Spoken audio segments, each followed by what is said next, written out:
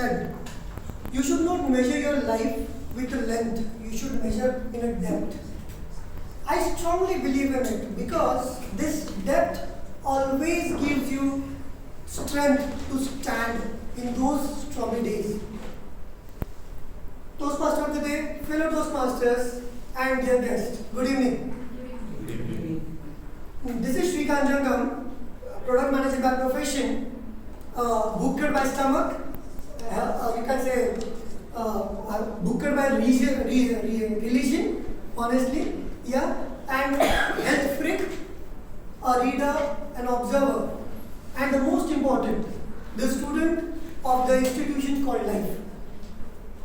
I was born on 4th September 19.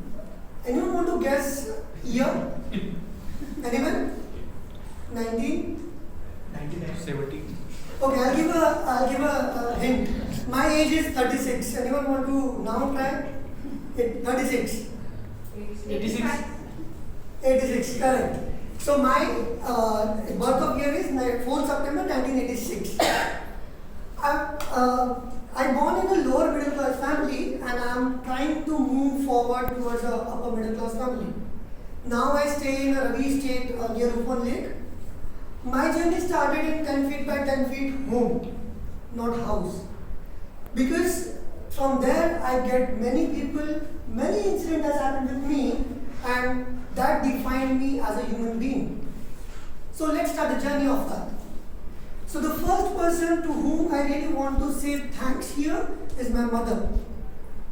Without her, possibly I would be working as a peon or clerk somewhere in office. But because of her, I'm standing here. It's not about only support she has provided me, but there are some words or some incident which has defined me as a human being. I'll share one incident with you guys. When I was searching myself, I was working as a delivery boy in one restaurant. We got one assignment to cater to one society for their some function. So assignment went very well. Okay, everyone was happy. Every resident has their food, and then the security people came there for a food for their dinner, and they were cribbing about things like the rasgullas are not there, ice cream is not there, there is no puri for us, so on and so forth. We were really furious about this. And we were thinking, you should be happy you got free food. Why are you cribbing?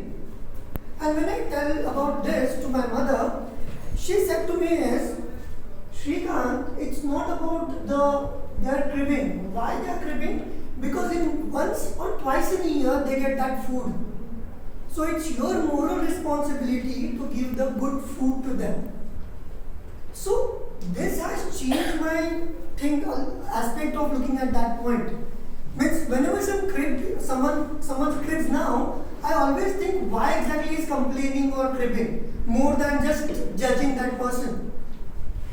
My schooling is done in a school called Pantasamartha Vidya Mandir. It is a small Marathi medium school in Andheri, and it has a vision. They have a strong vision which has taught us many things. Couple of them is first cleanliness. We used to have one ground with a surrounded slums, and we are using that ground, so it is always dirty.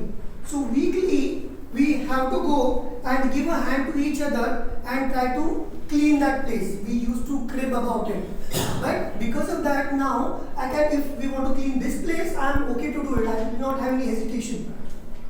Similarly, we have a very small school, as I said, so there is no classrooms, there is no benches and all, or very less benches. So we have to have lectures in a labs.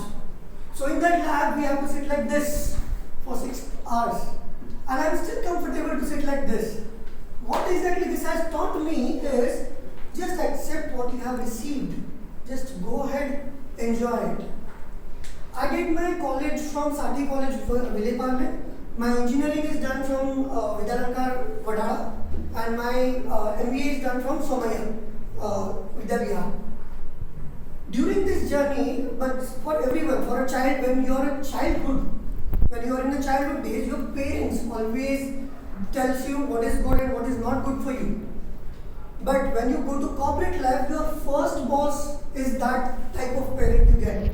And I'm fortunate to have my first boss as a Mr. Shankar Singh.